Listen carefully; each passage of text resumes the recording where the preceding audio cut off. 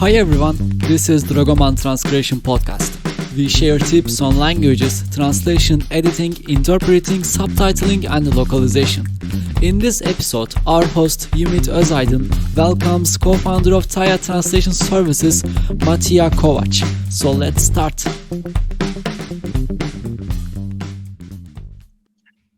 Yes. Having said that, a giant tsunami, this wave, has arrived, or maybe it is already sweeping some of the translation agencies and maybe some translators who were otherwise excellent in their art, in their craft, but then they just could not adapt. And these are exciting times and maybe also risky times for most of us. And I guess we are all trying to adapt, aren't we? So talking about adaptation, uh, well, I used to be an academic in several universities, and tomorrow I am having a webinar with a group of translation students. So I would really love to get your advice on these students, whether or the freshman graduates. How can they serve this tsunami? Everything is changing, and maybe they don't really study this in the school. How to serve the tsunami? This is a very long and complex topic, but let's try to put some light onto this problem. So imagine, rewind time back 10,000 years when first human technology appeared and we became 10,000 years. All right. 10,000 years.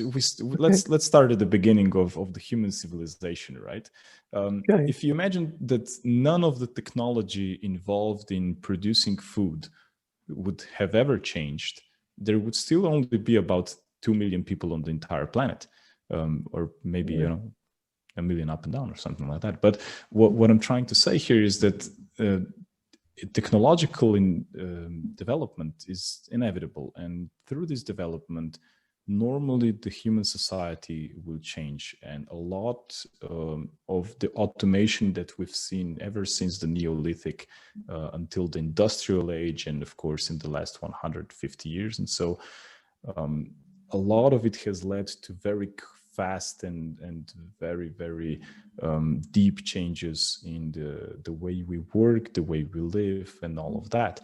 And what I'm trying to say here is that it's inevitable, even in our lifetimes and even faster than that we have to change the way we do things. Sometimes it's a matter of years, sometimes even less.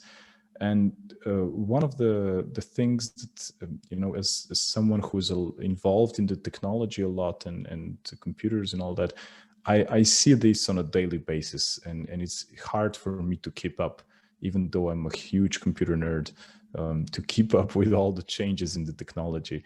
I imagine it's much harder for someone who's not that much into the technology and is more into languages because of the art of translating languages. As you said, it's still an art. It's still usually something that you will learn in a humanistic college or faculty.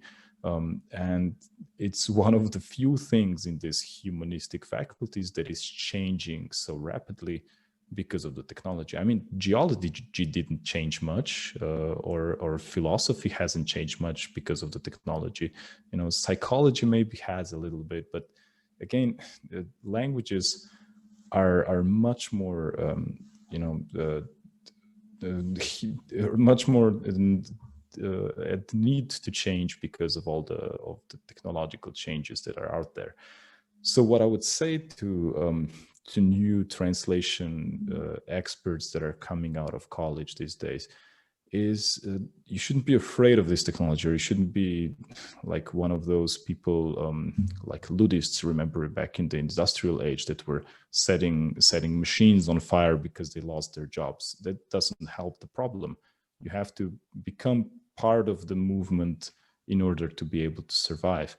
And translation at its core, it's in some parts it's going to change dramatically. So stuff that's very repetitive and easy to translate, or easy for machines to assist with to translate, this stuff is going to change. So why would you waste your time translating the same contracts every day if a machine can help you do it much faster and you can live a much more meaningful life? You don't have to spend so much time doing repetitive stuff. You can work on more projects and then have more of free time available, or to make use of the technology.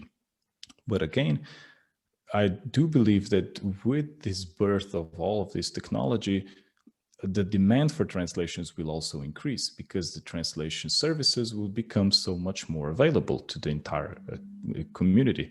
This means that so much more content will be available to translate that translators will not lose their jobs. Their jobs will change, yes.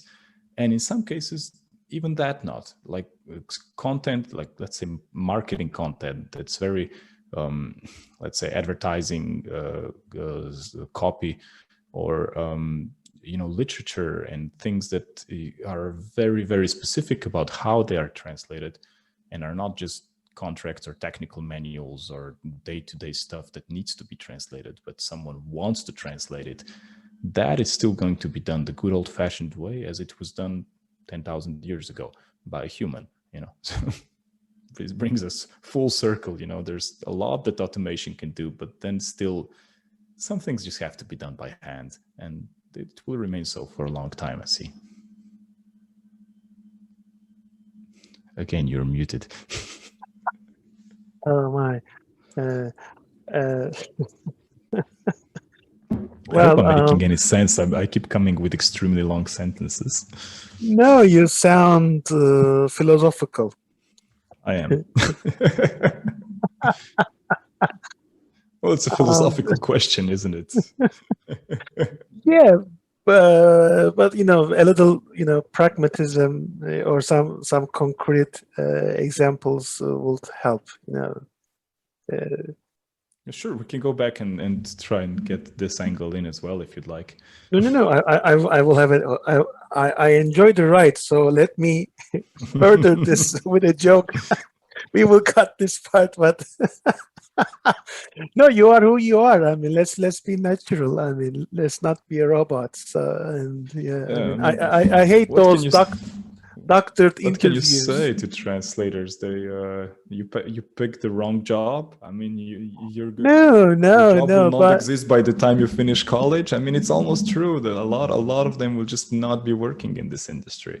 It's just but maybe now they need different skills. Like they need on-screen skills. I mean, it wasn't like that because in the past the translator was perceiving or conceiving everything mentally and as an abstract form, and then would be typing it on the keyboard. Or 10,000 years ago on a tablet, on a clay tablet. But I mean, with the AI, translators are receiving something preconceived. So I think it's a different. The eye, the brain, the hands. They need some other mental and cognitive skills. And that is not being taught in the school, I think. So I mean, what is still being the students learn how to translate something from scratch on their own, whereas now they are presented with something to review. So I guess reviewing skills or revising skills are different. Maybe there are some overlapping skills. Thanks for joining us for this episode of Dragoman Transcreation podcast. Remember, you can always be a guest speaker in our future episodes if you like podcasting. Join us again next time for more tips and tricks from industry professionals. Thanks for listening. Stay tuned.